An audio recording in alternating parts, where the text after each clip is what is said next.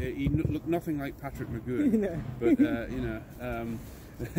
I do love the history between the link between Newcastle and Edinburgh and you know, Scotland and all of that. There's quite a lot of that, particularly in the cross-border wars, and but now there's a kind of a cultural sort of blend ever since the Union of the Crowns, or the in 1707.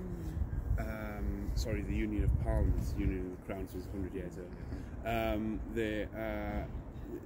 Newcastle has become a lot like Scotland in its kind of culture and outlook. Okay. We are in an odd position here where we feel just as distant from England as we do from Scotland. And although people would probably say they were English, we tend to have more in common with Scotland these days. But this is one of 5 religious houses that was in Newcastle at the time, and the last one, the Whitefriars, they only left Newcastle last year. So there's been a 1,000-year presence of religious houses in Newcastle. Have you seen the Granger Market yet? No. No. All right. So these walls would have been, how high would they have been? These walls they would have went up to the height of those buildings there. Oh, okay. Because it was like a quadrangle. Yeah. You know, the outside walls were higher. You know. The reason I asked about the Granger Market is because on the site of that was a nunnery, and that was the very first religious house in Newcastle, and that was pretty soon after the city was captured by the Normans in, I think it was 1085 that was installed. And so basically last year ended almost 1,000 years of presence of religious houses here. The monks who lived here were self-sustaining as well. They grew their own food, and we're going to see where that happened in a minute when we go outside. And hopefully we will live like that one day. Was there any historic writing on this stuff that was standing there? It tells you a bit about them on there. Do you want to have a stand? That's been there for That is the Blackfriars. years, so they've probably discovered some new things, because they periodically do archaeology here. It's wonderful what they found. Yeah. And all these were kind of storage rooms, like grain stores, water, and I think that is covering what has to be as well. It looks like that.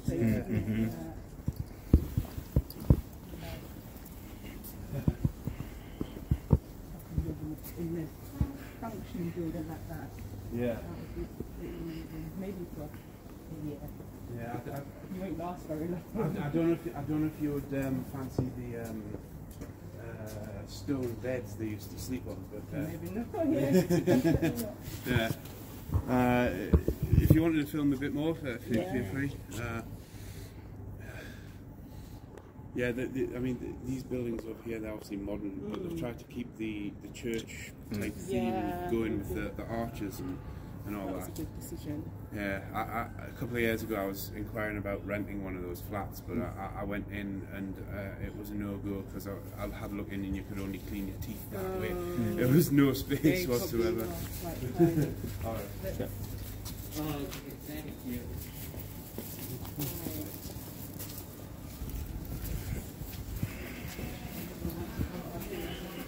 Easy lunch service to go to. So what about these ones? Well, It's probably where they cooked. It looks like a this is like a fireplace for the kitchen, because this is all kitchens, and they'll just cook the food here. okay. It looks like Yeah, well, it's kind of like it was a treble arch, because it used to come. There was a bit on here as well.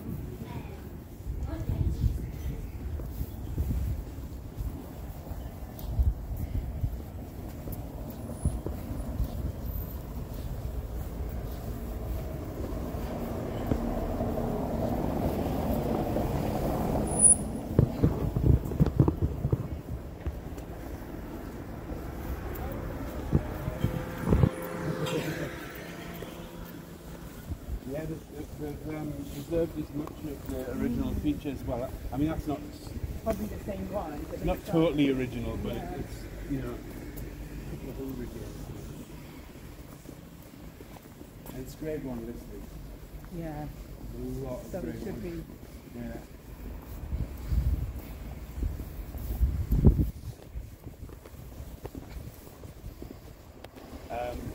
What's it? Is it offices or what is it? It's apartments. Okay. And I've Very.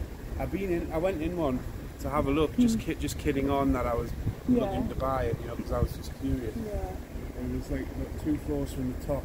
Ooh. And I'm afraid of heights, so I just I'm not paying £2,500 a month for the privilege. Yeah.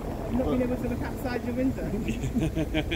But I know because if you notice the windows go off floor to ceiling. So this is Chinatown. It's very own Chinatown. Yeah, it's actually one of the oldest Chinatowns in Britain.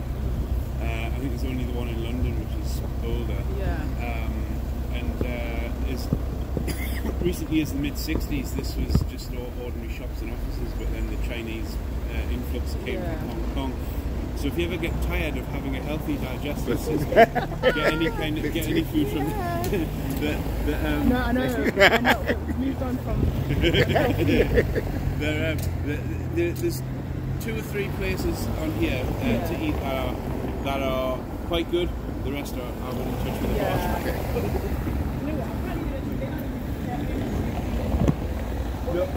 Yeah, it's not what they Not what they do. Yeah.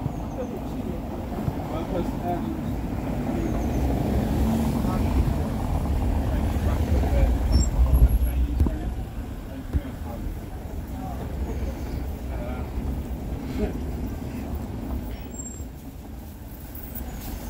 you about this. This is the western part of the Newcastle City walls. They used to be a lot bigger than this. It was its original height was 25 metres. Okay. Which is about the length of a regular municipal swimming pool. And here where we are was a big ditch, which was about 13 feet. Deep, so you had the 13 feet and you had the 25 metres on top of that if you wanted to scale the walls. Yeah.